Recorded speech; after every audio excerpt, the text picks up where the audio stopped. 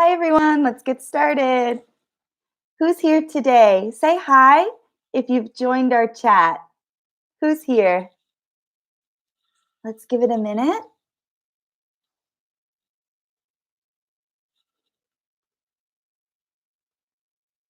Apple, hi. Welcome back. Thank you so much for your support. Okay, we have three.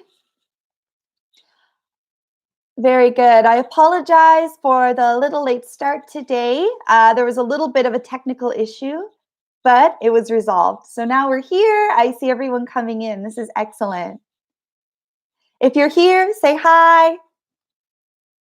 I hope you enjoyed Kiva's lecture today. So what we'll be doing in my class is I will be telling you about what to do. Thank you. Yes, it is so fun. I'll be telling you about things that you can do and more importantly, things that you can say when you've got the job. So Professor Kiva talked about interviews and how you can get a job. Now, I'll tell you about what you can do once you've gotten the job. So everyone, hi, welcome back. My name is Professor Cassandra. It's great to be here with all of you today. We're going to be talking about workplace etiquette as well as manners and customs. So we're going to start actually with a little bit of formal language. After that, we'll have a few discussions. Then I'll give you some idioms or expressions that are quite common in business English. Following that, as usual, we'll have a quiz. Oh, yes, I see so many people now. Great. So that's our plan today. Hi, everyone. Hello. All right. So about our formal language. As you may know, that when you're in a professional setting, it's best if we use more elevated language. That means, for instance, in saying, I want something, it sounds more polite and more professional to say something else, such as I require something. So when we use more formal language, it helps us behave more businesslike, more politely, and it really leaves a better impression of you on others. Oh, we have more people joining us. Hi, everybody. Welcome back. I see so many returning students from last week. This is great. Okay, so without further ado, let's begin. I will show you this board. Please let me know if you can see it properly. How's this, everybody? Please say yes. Type yes if you can see this chart. Still more greetings coming in. Hello, everyone. All right. Can we see? I'll wait for a minute. Oh, we have Jenny already answering the questions. Very eager. I like that. Yes, yes, yes. Great, everyone. Okay, so about the formal language. If we're in an office, we would like to elevate our language to sound more polite and formal. So our first one, I've already told you the answer. If we say want, it's fine. Don't worry about it. However, it just sounds a little bit nicer if we replace want with these two keywords. And I know that Jenny has already answered the question. Everyone type and follow along. So what should we say instead? For example, I want that document by 3 p.m. tomorrow. That's okay, but it's even more formal if we would say, would like. Very good, everyone. Yes. I would like that document by 3 p.m. tomorrow. Would like. Excellent, everyone. Oh, forgive my handwriting. Okay, the next one, got. We can say that. That's fine. For example, oh, hi, I got your email. That's perfectly fine. However, another way that starts with the letter R sounds much more maybe elegant, more academic, more formal. Very good. Receive. Lovely, everyone. This may be too easy for you. Receive. Well done. And I have Bob asking a question. Would I like the document by 3 p.m.? Yeah, that's a great question. That's very polite. Well done. Yes. So I received, in this case, I'll put the D because of the example I gave. I received it. Very good. Okay, the next one. I already see some answers coming in. Well done. I need something. So I need you to do that. You could say it differently. I need this piece of information. It's very important. It's very vital. What could we say? Good job. Oh, I see some other possible ones too. Now, people are saying request or require. Now, request is more of a formal asking. So if I were to go down here and write ask, yes, I request. But this one is more of something you need. It's vital to get something done. It's a requirement, right? Yes, so we'll go with require. However, in some contexts, perhaps you can use request, so you're not wrong either. But we'll keep it simple like this. I require you to do this. It's a requirement. It's a need. I need this done. I require this done. I need this piece of information. Oh, I really require this piece of information. That sounds great. Okay, this one, get in touch. Native speakers love saying that. However, in a business situation, maybe we could say it a little bit differently. So I would like you to get in touch with me soon. I can't wait to get in touch with this client. Please get in touch with me. Yes, contact. Excellent, everybody. Yes, contact. Please get in touch with me for further information, or please contact me for further information. That sounds more professional. Well done. Okay, this one, talk about. Again, there's nothing wrong with saying, let's talk about this project. However, if you want to elevate your language just a bit, what's another way that we can describe talking about something? Wow, there we go, everyone. Discuss. Yes, we need to discuss this project. Very good. Okay, this one might be a little more tricky or not. We'll have to see. Talk more. That means I need more information from you. Could you explain it further? So, talk more. For example, I want you to talk more about your idea. I need you to talk more. I want you to talk more about this idea. Whoa, Hyunju Kim. Yes, we're thinking along the same lines. You are correct. Elaborate. Yes. Would you please elaborate more on that idea?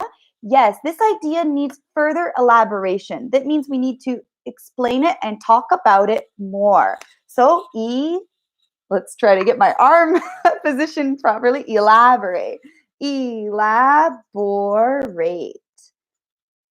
Yes. Now, it also is the same spelling as elaborate, but that is a description word. This one is the verb. Elaborate means to discuss or talk more, explain further. Well done. Good job, everyone. Okay, finally, make sure. And I did see somebody type this word earlier. So again, make sure. We need to make sure that the client understands everything about the project. Yes, we need to ensure that the client understands everything about the project. Good job again. Where are we? Oh, Bobby, good job. Hyunju, good job. Irene, Millie, Jenny, lovely, everyone. Thank you. Yes, we must ensure. It's just a better way of saying make sure. It makes you sound a little more professional. Good job, everyone. Ensure. Great. Okay, let's move that out of the way just for an instant. Excellent. So these are definitely ways where you could be speaking politely to others. But I want to know more of your opinion. So obviously, these aren't all of the things that we can say. What else can we say to be polite when we are in a professional setting? So that's my question to you. And I would love for you to type in the comments and give me your opinion. Put another way, my question is, how can we be polite when speaking to others in English in a professional setting? I'll put that question in our chat room and let's have a discussion together. So, what else can we say in English when we are being polite in our workplace? How can we be polite when speaking to others? So, we talked a little bit about replacing this general language with more polite language. Please, Yes, of course. Our pleases, our thank yous, our you're welcomes, those go a long way. They're so important. Yes. Or if I may, Joseph, I love that expression. Actually, replacing can I with may I in certain instances. If you're talking about permission, such as can I go to the bathroom? You would say, may I go to the bathroom, please? That's much better. Very good. Anything else? Would you? Yes, yes. Honestly, if we say what, again, nothing wrong with what, but in some cases it could sound a little bit impolite and like very like abrasive. So for instance, if I didn't hear somebody properly and I say, what? What did you say? It's okay between friends and your daily life. But if you're in your office, if you say, what to your boss, I don't think that would come across as very polite. So it's better if we say things like, excuse me, oh, good job. Yes, pardon me. Excuse me, pardon me. Could you please repeat that? Like that. Very good. Oh, Bobby, I was wondering if, yes, it's a really polite way to start your request or your question. I need to find out if, yes. If you don't mind. Oh, these are all lovely expressions. Good. Yes. Would you like this? And we can even extend our conversation to a broader context, not only about the specific language. For example, maybe listening well, not interrupting someone who is speaking to you in the office. No one likes being interrupted. Pardon. Yes, pardon is a great word. We talked about that. So, what are some other things that we can do? Maybe talking about your mannerisms, so your gestures, the way your body is, your body language, broader things. How can we be polite in an English office setting? What else can we do?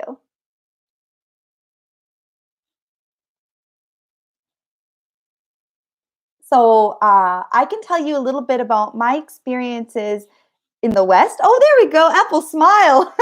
Yes. Although in some cultures, smiling is taken, excuse me, as kind of something only fools do that. Why are you smiling? Why are you so happy? It's maybe something that makes you look a little bit less intelligent in some cultures. However, in other cultures, especially in the Western context, so I'm talking about Australia, the UK, and especially North America. So like Canada and America, we're from a young age, we're always told smile a lot in a situation that, it just smooths everything over. You come across more competent, friendlier, etc. So actually, yeah, depending on the country you're in, smiling can be a huge benefit to your professional career, as well as making eye contact. Bend forward and listen carefully. Oh, I like that. That's well said, Jenny. Yes. Be a very good listener, an intent listener. There we go. Yes. Yunde says eye contact. Yes. Very good. Another one could be a little bit about avoiding the personal questions. So if you're in North America and if you're having some conversation, like casual talking with your coworkers, even if you feel that you're a little bit close and things are friendly, it's still a little bit how can I say this, like sensitive, or it's a touchy subject. If you ask certain things about, for example, their religion, their political stance, their gender issues, what else can we say? Their marital status, like asking somebody directly, are you married? Case by case. Usually you can just tell by looking at somebody's, finger, they're wearing a ring or not. But those like personal questions, especially about age, how old are you? Are you married? Like this. So in some cultures, again, that's basic information you share to develop a relationship with somebody. It's not personal. It's totally fine. It's very socially acceptable. But then, in the Western context, a lot of people feel that it's a little bit intrusive or invasive. But again, some people don't mind. But because of that, because there's a whole bunch of different opinions surrounding this, people who are too shy to answer, as well as people who, it's okay, they'll share anything. Because we don't know somebody's stance, we really need to be careful when asking somebody about that. What are some more? Don't forget to say thank you after asking someone something. Millie Lee, thank you. Very good. That is a great sentence. Show gestures or eye contact when you are listening to the person, Bob. Yes, lovely. I think there's no courtesy when asked about the age or marriage. hmm. uh, Again, if you're close with someone, I think it's fine, but it's just better to have those conversations like away from your work. Maybe if you're socializing after hours, it could be okay. But if you're on the job, don't talk about religion. Don't talk about marriage or someone's age or someone's appearance or their weight, that sort of thing. Just keep it very neutral. Yeah, don't ask too personal question. Exactly. Very good. Awesome. Anything else? All right. So this ties in with our next section. And it's always fun to talk about this sort of thing. But can you tell me about what are some examples of bad manners or bad etiquette in an office setting? I'll put the question here for everybody. Apple, very right. Religion, age, marriage should not be asked. Bob says, keep it simple. Yeah, I like that idea. You can't get into any trouble usually if you just keep it simple and neutral when you're at work. So, we're talking now about the bad manners in an office setting. Maybe you could share with me some examples of bad manners. Now, there's a small difference between the words etiquette and manners. I use them interchangeably, but if we were to really get technical, etiquette is more like the set of rules, and those are, I'd say, oftentimes determined by society. So etiquette are these rules, and then manners are more of the actions, what people do. So those are like some small differences between those two words, but honestly, native speakers tend to use them interchangeably. But we'll go with the bad manners because those are more like the actions, stuff that you could see, or even the spoken words, or stuff that you can hear. So it's some visible signs and gesture. So bad manners. I think that that's a little bit of a funny topic. So let's see what everyone has to say. Oh, we have a lot of great answers. Yes, cutting off people's talking, so interrupting them. Oh, not so good. I mean, I'm sure we're all a little guilty of it from time to time. It's hard to restrain ourselves when we have a great idea in our heads and we really want to say something, but it's great to just keep our mouths quiet. I have a problem with that sometimes. So to anyone that I've ever interrupted, I apologize. But yeah, we shouldn't talk over each other. Again, that could be a little bit of a cultural thing. I know in some cultures it's okay to do that in a lively discussion, but again, at the workplace, just listen and try not to cut people off. Well done, Cece. Thank you for your answer. Being rude to your boss. Oh, exactly. That could maybe get you fired in some cases. Yes, I'll just call your name A as I did last time. Yes, we should never be rude to your boss. Hyunju Kim, being late. Oh, yes, so important, so important. Yes, being on time, being punctual. Yes, being late or being tardy. Tardiness is usually a sign of a lack of professionalism. Of course, everybody's human, so maybe you can be late from time to time, especially if you have a child at home or some extenuating circumstance. And I think as long as you call in advance and let people know, it can be okay. But if you're chronically late, that means it's your habit to always be late. You're constantly late.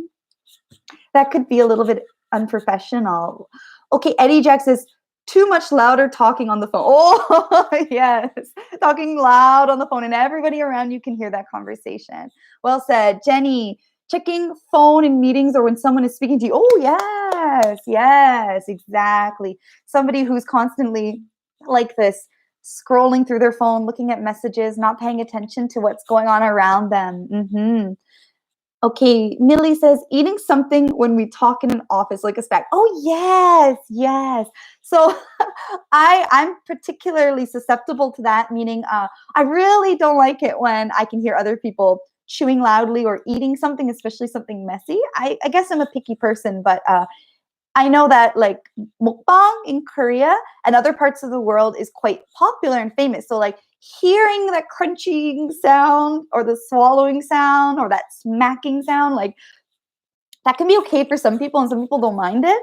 But for me, oh, I don't know how to explain it well, but I don't enjoy that sort of thing. So when I hear eating sounds, especially like if it's a quiet office and you just hear someone crunching, that can be a little bit upsetting to the people around you, certainly.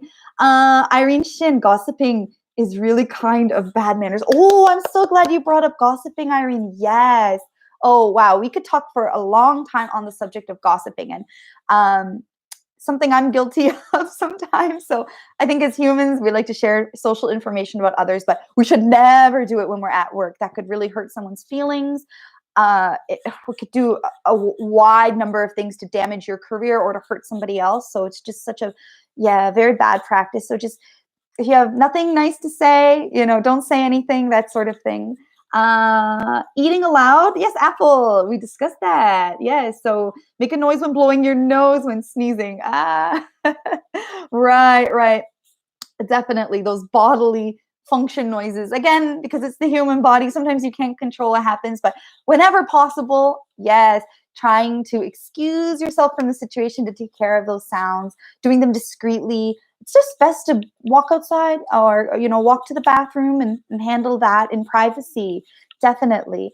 Looking at your smartphone, yes, Kibyong, yes. A smartphone is, I think, something that is a big problem these days. I mean, we're obviously we get so much from having a phone. I'm not trying to say that cell phones are inherently problematic, but it's just that when somebody is on their phone too much at work and it's distracting everybody or preventing them from doing their work, then it could be quite a negative thing.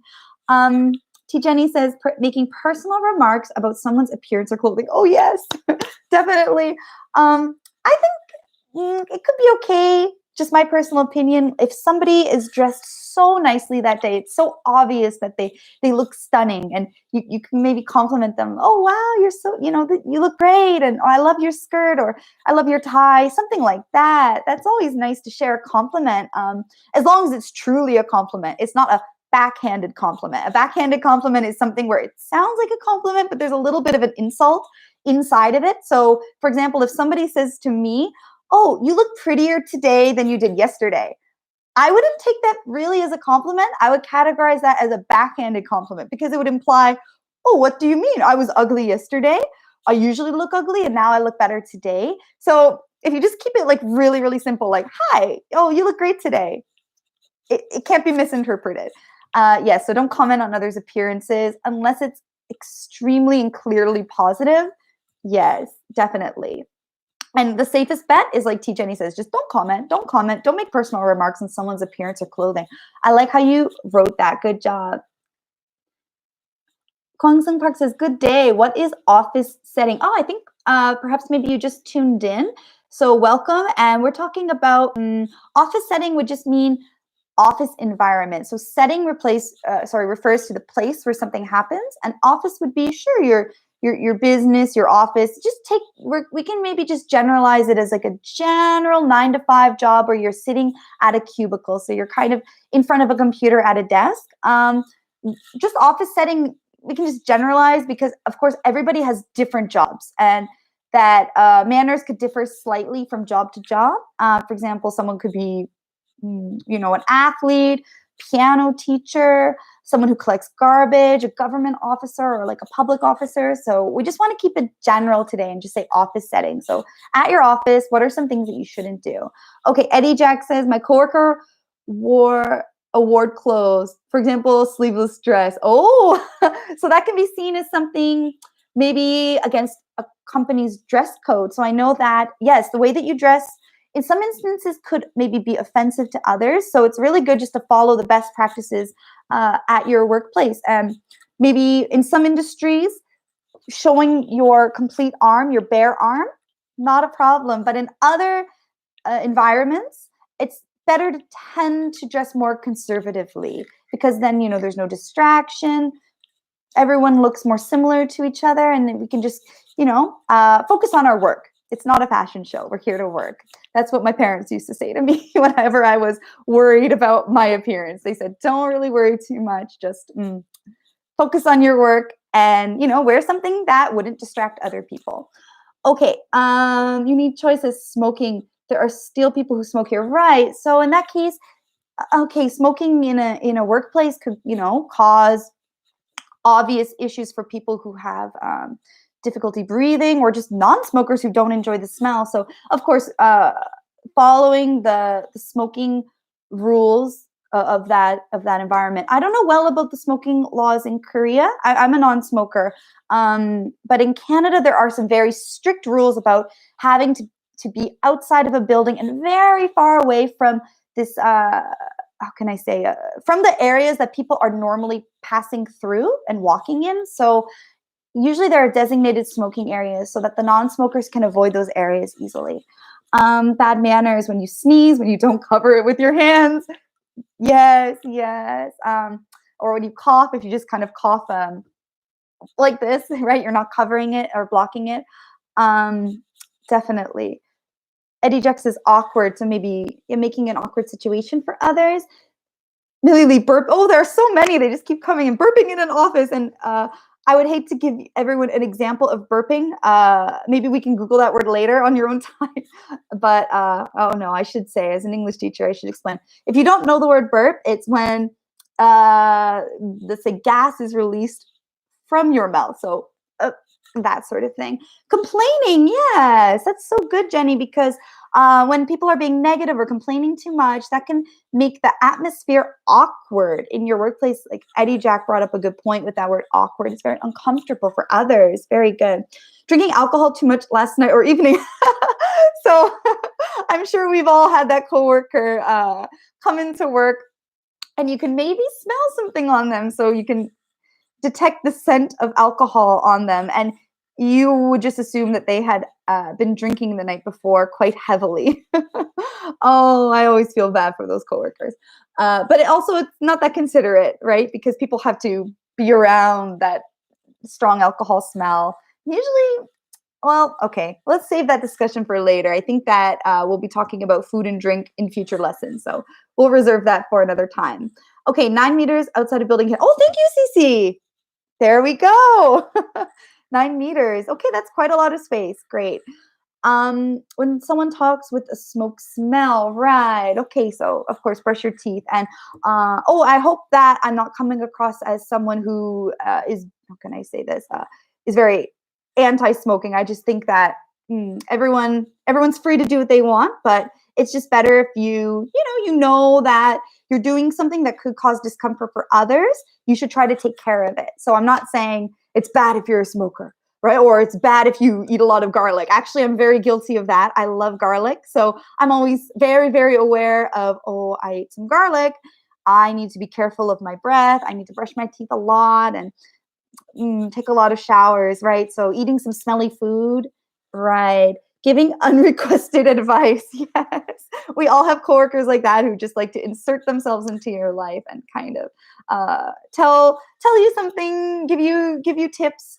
You don't really want to know about it. You don't care about their opinion. You didn't ask, but they're just feeling the need to like lecture you, tell you how you should be living your life. Right situation in private, usually, we say that could be a conversation to be had behind closed doors. So that just means, right, finding the right time to bring up your concerns and keeping your language in check when you're doing so. And obviously looking at how situations and problems are usually very complicated, and it's never usually just one person who is at fault. I think that when there's a negative situation, people kind of need to look inward and think, oh, how are we all contributing to this in some way, and how can we all make it better? So it's never good to just point the finger, so to say, and blame one person for a multitude of problems. I think that, right, life is more nuanced than that. Judgmental behavior about coworkers is a bad manner, I think, especially how they were, oh, yes, Irene, good point. Commenting on how someone does their work, how well they do it, giving that unsolicited feedback about them. Judgmental behavior, right. Oh, frowning, yes. Thank you, Kung Sung Park. I know some people, their face is always looking like they're frowning, even if they're happy. We kind of call that like a resting negative face, or the face where when they're just neutral, they look kind of like they're frowning. So some people can't control that too much. But I mean, if someone is constantly in a bad mood and trying to show others that they're in a bad mood, that's not so great for morale. And morale is kind of like, the feeling in your office, the atmosphere, the spirit. Very good, everyone. Okay. We've already talked about it, so we won't spend much time on it, but let's look at the other end, the more positive situation. So that would be, what are some examples of good manners in an office setting? So we've talked about that a little bit before, but I just want to sum that up before we move on to our next section. So what are some examples of good manners? How can we treat others well, speak well, act well in the office? And Eddie Jack brought up a great word, meddling. Oh, meddling. We say like, don't meddle in other people's affairs. That just means don't involve yourself in other people's business, in their lives. Very good. We shouldn't meddle with others. That relates to giving the unsolicited advice. Excellent word. I like that word. Good job. Okay, so for example, one of mine would be for an example of good manners is, yes, keeping your office, specifically your desk, your area very clean and tidy. I think that it shows consideration to others that you keep your area nice. There's no rotting food on your desk. That's an extreme example, but I have seen it. You don't have just papers in disarray everywhere. You have an organized, nice place to work, and it just helps create a good atmosphere for everybody. So other examples of good manners in an office, let's see. Greeting with a smile, Hyunju Kim. Yes, greeting with a smile. Being positive, yes, definitely. Talking about something nicely, certainly. Smile every time. It's kind of hard to smile at every moment, every time, but do your best to keep everything, happy, lighthearted, or at least neutral. When you meet, smile and greet first. Yeah, that makes a great atmosphere. Without anger, yes, keeping your anger to a minimum, controlling your temper. Clean hygiene. Yes, we've discussed that already. It is a must. It's very essential. Avoiding talking. Oh, sorry, I misread. Avoid taking personal calls. Yes. If it's an emergency, go right ahead. But if it's just your friend is calling to check up on you in the middle of the day, maybe save that for another time, or at least step out. And yes, don't be speaking loudly about personal affairs in the office. Good job. Any others, everyone? Okay, I think we have covered a lot, and it's time to move on to our next section. I would like to share with you some idioms and expressions that are very useful when we're in an office setting. So let's look here, everyone. I hope you can see without any glare. It looks a little bright. Let me see if I can adjust this further. I think this is okay. All right, before we get into it, let's see. I have a few more responses coming in. Autumn story, pretending to be calm. Maybe when you're clearly upset, but you're pretending to be calm, it can be awkward. I think if you're upset, it's a good idea just to walk away from the situation. Don't pass one's job, as in don't pass it on to others. Like don't give your work to other people. Yes. So doing your responsibility. Keep every people updated. Yes. And we're going to be talking about that soon, actually. That refers to our expression. Oh, here we go. Yes. So we'll get started. So another thing that's a good way to treat others in the office is to keep people on the same page. And as you can see here, it means that everyone is thinking in a similar way, or that they have the same knowledge as others. So that means you're not excluding somebody from some knowledge that's important to them. So, example, before we decide, let's make sure that we're on the same page. That means that everyone has the same amount of information so they all can make a good decision. On the same page. Oh, very good. Eddie Jack says, we are in the same boat. Excellent. Yeah. So when people are on the same page, they are in the same boat. In the same boat has a little bit of a nuance difference. In the same boat is like a situation. And we usually could apply it to like neutral or maybe negative things. For example, if I said, I'm just stuck indoors all of the day, all day because of the coronavirus. My friend could tell me, oh, me too. Right? We're in the same boat. We're stuck on the same boat. We're stuck in the same boat, like this. So it just means in the same situation. And we use it usually like about a more negative thing, but it's not always that way. On the same page, think of a teacher instructing their students. The teacher needs to make sure that all of the students are reading the same page as the teacher during a lesson, that they're all getting the same content, all the same information at the same time. So same page is same emotion. Could be the same emotion. I hope we're on the same page about that. I deliver some information. Are you okay with it? I hope we're on the same page about that, meaning we both feel the same way. Right. Same emotion or same thinking about a problem. Oh, Jenny made a great sample sentence. We are not on the same page regarding the issue. Yes, that's a really nice expression. You could hear it in a business setting. Okay. Feel free, everyone, to make a sample sentence, by the way, while I'm talking about each one. But we will move on because we have some more. So for this one, the next one, if you want to make a sentence, feel free. By the book. So if you hear about something being done by the book, it means when we do something exactly according to the rules, strictly according to the rules. For example, we could say that the police conducted the investigation by the book. It means that they followed all of the rules, all of the regulations, all of the policies. They didn't do anything that was illegal in conducting this investigation. So if you do something by the book, it's kind of like saying you followed the rule book. You followed every protocol perfectly. So if someone would like to try to make by the book into a sentence, I would love to read it. Eddie Jex is like, no mercy. It could be like that. It could be, yes, very unemotional, unattached, just following the rules no matter what. Maybe there are some circumstances where rules can be broken, but that's not the case here if you do it by the book. By the book means no matter what, we're doing things as we should do according to rule, according to laws. Very good. Let's see if anyone has a sample sentence for by the book. You could say, my boss does everything by the book. She always does everything by the book, says T. Jenny. Well done. Okay, you cannot go outside now by the book. Right, okay. So that sentence is good. However, we could change it to sound more natural. We're doing it by the book. We cannot go outside right now because of the coronavirus. So it's something we do directly. Do it according to the law. Exactly, Apple. Very good. Illegal action must be handled by the book. Perfect, Kim Minu. Excellent. The company lays off the workers, by the book. Yes, right. We can say that. And by the way, good job on the word lay off. Lay off is like to let somebody go from their job.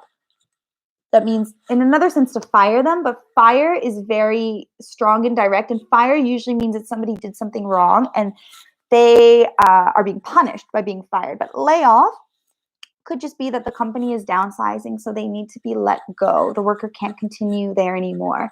The auditor carried the investigation out, by the way. Oh, Hyunju Kim, awesome. That's a great one. Apple, if you're looking for someone to approve an exception, don't go to Ted. He does everything by the book. Yes, there are no exceptions when doing something by the book. Well done. Okay, our next one, to cut corners. Now, this one can be said quite often. It means it means to do something in like the easiest or fastest or cheapest way. So, corner, as you know, is kind of like, this edge. So if we cut the corner, it's kind of just saying we're taking like the fastest route to something, to some solution. So we have here, he is a careless worker who likes to cut corners. So maybe you can try to give me a sentence or tell me an example, or you could tell me about someone you know who likes to cut corners. That means maybe they do something fast. It might be a little bit sloppy. It might be a little bit imperfect. They want to do it cheaply. So we can talk about like a construction project at an apartment. Oh, we could say that the builders really cut corners on this project. They didn't do everything perfectly. They just did it fast. Let's see. To cut corners. And a moment, I'm going to adjust like this. Here we are. To cut corners. Or you could say, I like to cut corners. It's a way that we can work efficiently. Yes, Eddie Jack. There we go, efficiently. Same, we're on the same page. Yeah, so you work efficiently when you cut corners. Sometimes, though, you may make a negative situation from cutting corners a little bit too much. Very good. Anyone else? To cut corners.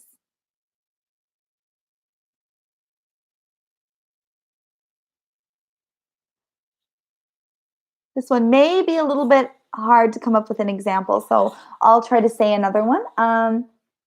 We could say that, again, it's usually a negative context. We could say that maybe the teacher cut corners when she was teaching her lesson. So that means she skipped over important parts of the lesson.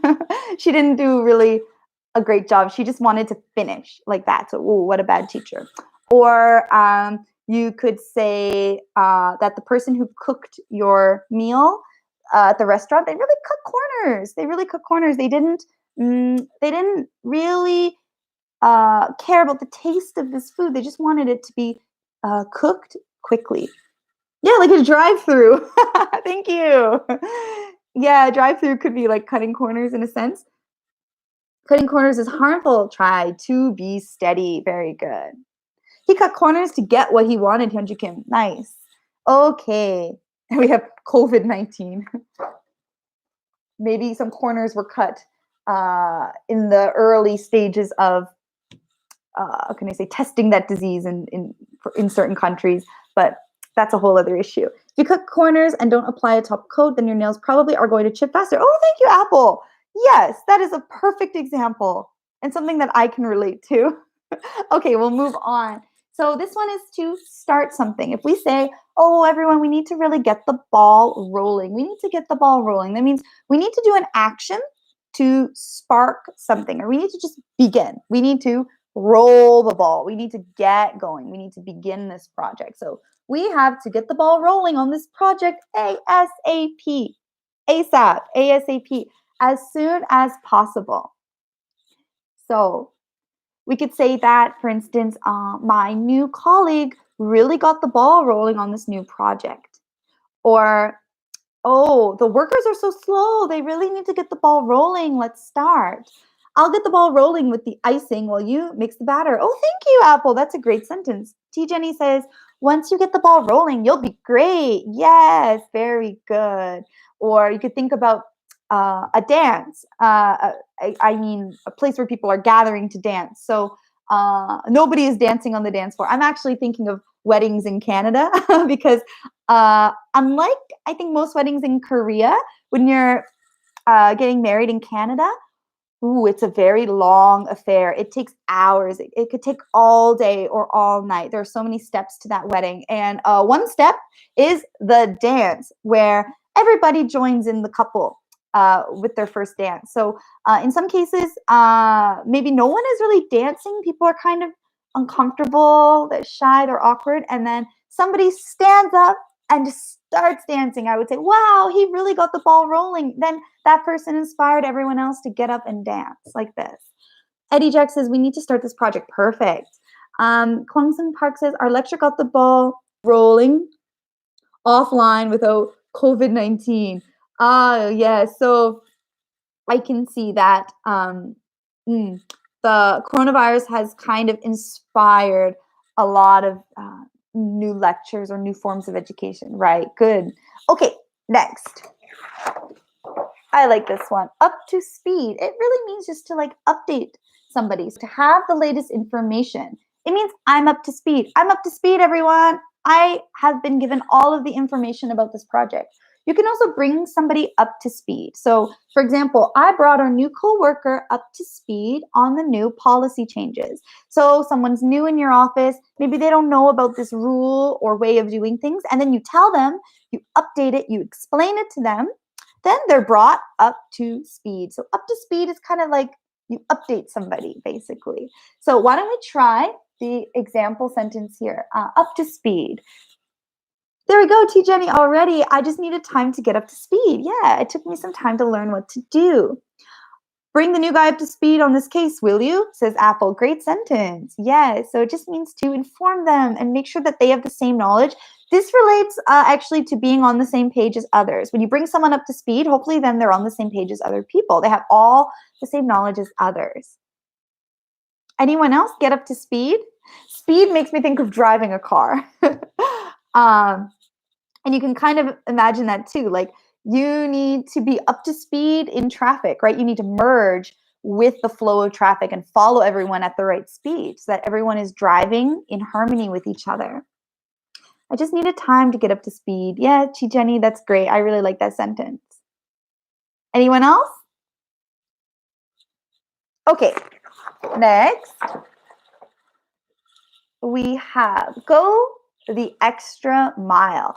This means to put more effort into something, actually, to make more effort than is expected of you.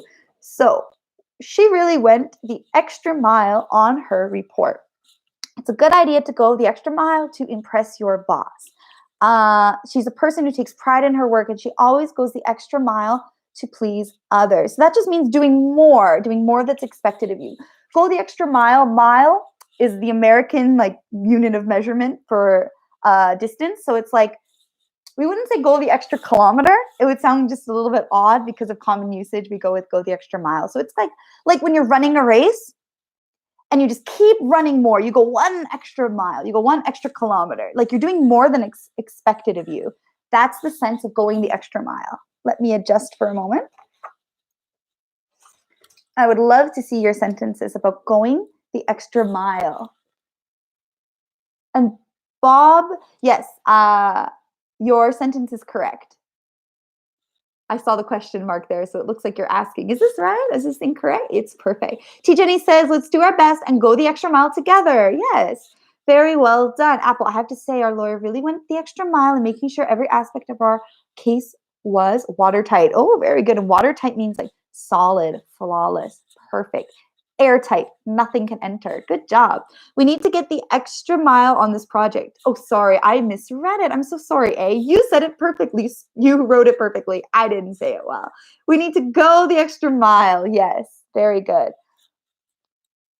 You have to go the extra mile to go out with her, don't you, Cam?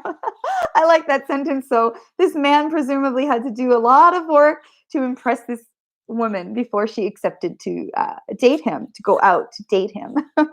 Nice sentence. Sure, we can apply it to other areas of our life. Of course, not only business or the office. Very good.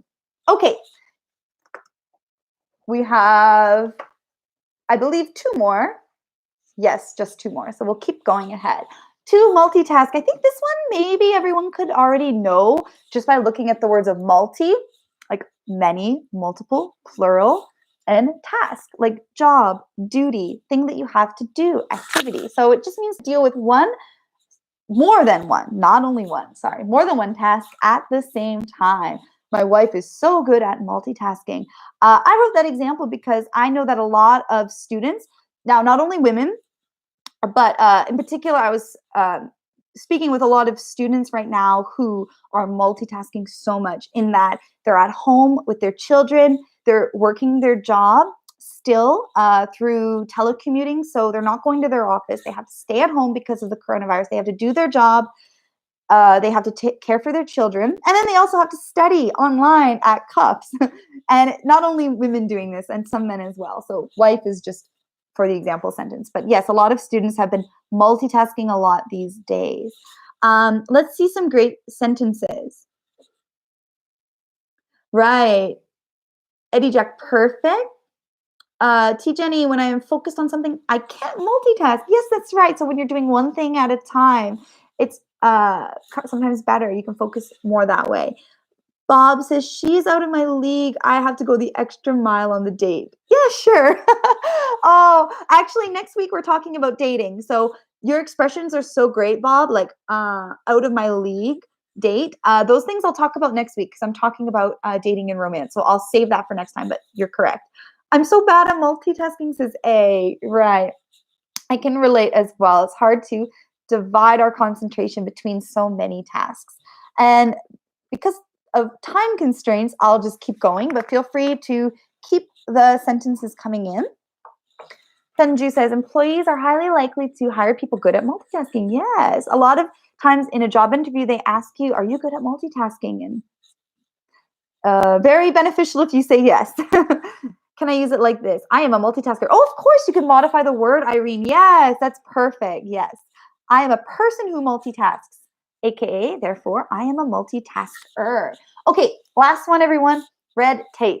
Red tape refers to excessive regulation or bureaucracy that may hinder moving forward. So bureaucracy just refers to like the way that offices or organizations or levels of government function. And we usually like to say that bureaucracy kind of moves slowly. So it's like you have a question, you have to call one department. That department can't answer your question. So then you have to call another department. They need you to send a fax to this other place. So it's kind of this like roundabout system. We can refer to that as kind of the bureaucracy. So red tape is like too much of that, too much bureaucracy or too much regulation. So again, this is kind of like by the book. Things are way too by the book. There's just too much red tape. So it's considered a negative thing, and it means that yeah, you can't really do what you need to do because you keep getting hindered or stopped by all of these rules and regulations. The example sentence is the new law created more red tape for the company. So maybe the new law is making it hard for the company to sell their products because there are so many new rules that stop them from doing the essential thing that they need to do. Let me see some sentences. Bob, good sentence. T. Jenny, getting documents from the government requires a lot of red tape. Yes. So in that case, we would just say requires cutting through a lot of red tape. Yes, requires dealing with a lot of red tape, or there is a lot of red tape when you're getting documents from the government. Good job. Our lawyer was able to cut through red tape and get us an answer from the courthouse. Apple, well done. Yes, exactly. Okay, everyone, so keep those coming in because we still have a little bit left to talk about. Excuse me. I think I need to get a new stand for our next class. Okay, I want to quickly talk about one thing really quickly before we finish, and that would be about internet etiquette. We refer to that as netiquette. So internet etiquette put together, netiquette. Those are rules, social rules that we follow on the internet. And I'm wondering if you know of any good practices or manners when we are using the internet at our workplace. So maybe we're communicating with people via email or sending a text message. What can we say about our use of technology or our use of the internet at work? So what do you know about internet etiquette? What do you know about netiquette? I would love to know what you have to say. So one thing that I can come up with is checking your spelling and grammar. And it doesn't matter what language you're communicating in, but make sure that everything is clear and proofread. Bob says, read threads first and then make a comment. Yes, don't comment without reading all of the information. Yes, you need to be informed. Very good. Anybody else? What do you know about internet etiquette? Another person could say, you need to be brief when you're writing an email. You don't want to send an email that's so long and wordy and rambling and it just doesn't get to the point. So be brief. Yes, don't post any malicious comment. Of course, we need to be kind when we're on the internet. Do not cyberbully. Great word, Hyunju Kim. Yes, we shouldn't be cyberbullies. That's a very serious offense. Right. It could reflect badly on you, your workplace. It could hurt others. There are so many reasons not to cyberbully. I feel like we don't even need to explain it. It's just common sense. Don't be a cyberbully. Don't be rude and don't be condescending in the email. Do not write bad words. Of course, yes, stay away from profanity. Checking and responding to emails promptly. Oh, good job, T. Jenny. Yes, like try to keep a timely response. So don't take too long to reply to things that are of importance. Right. Another thing could be try not to message people that you work with after hours. So after the workday is finished, you would hope that your coworkers are enjoying their free time with their family or they're doing their hobby or something. So maybe not sending them a message about work unless it's absolutely urgent. So respecting their free time outside of work and not using Kakao Talk to keep talking about work when they're in their private time. What are some other things about netiquette that we can come up with? Oh, I just thought of one. I'm going to type it. Uppercase. Uppercase looks like yelling. So when you're typing in English, and I'm sure all of you know this already, if you type your message to somebody in all caps, that means in all uppercase, so the big capital letters, that looks like you're angry at somebody. So please don't do that. That's another thing that we shouldn't do to others. In emails, could you think of other things that we should do in emails? Maybe about signatures, maybe about greetings, maybe about the subject line. How can we send a good email?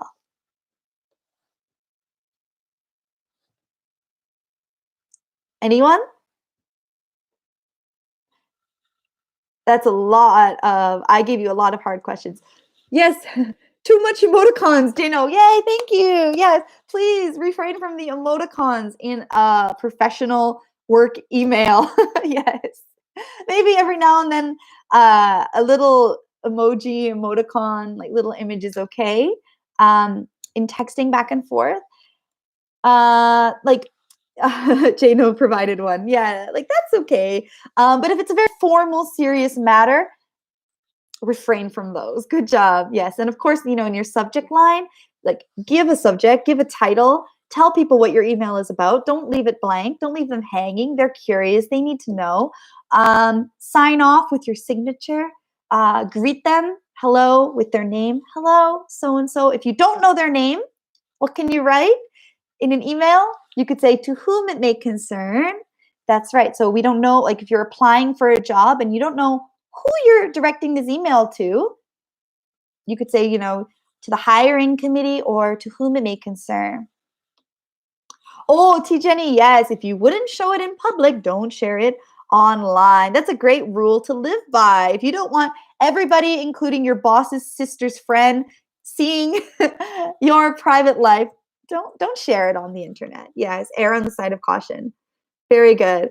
Oh, everyone, time flies. I had a lot more to say, but we'll need to save that for later. But I do, Jano, my bikini picture.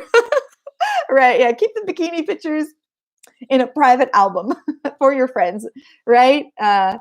Very, very cute example. Okay, so our quiz today, very simple. The first question is, how can we say, please talk more in a more formal way?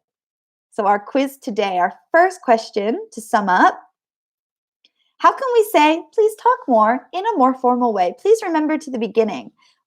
What do you remember? It starts with the letter E. Oh, good job, Hyunju Kim. Yes, elaborate. Very good. Thank you for listening. Okay, our next one, there are two more. Our next one. What two words form the expression that means to do something in the easiest or fastest way possible? So I'll repeat that. What two verbs form an expression that means to do something in the easiest and fastest way? And well, before I could even type it, we have an answer from Bob. Congratulations, that's right. Elaborate. Oh, I'm sorry, not elaborate. That is the first answer. Cut corners. I misread it. Cut corners. Yes, cut corners are the two words. Good job. ASAP is close. Yes, Jano.